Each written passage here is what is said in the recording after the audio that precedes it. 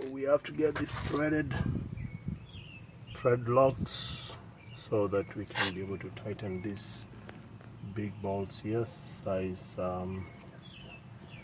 I think it's size 19 millimeters, same as these ones here, these two, this one and this one. And then we'll go back here.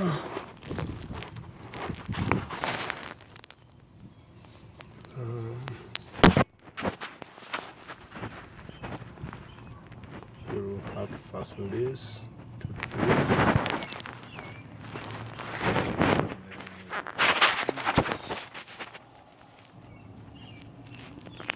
Then we have to fasten back the bricks hose.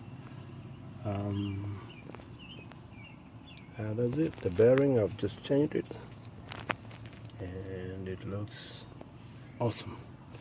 No vibration, no sound.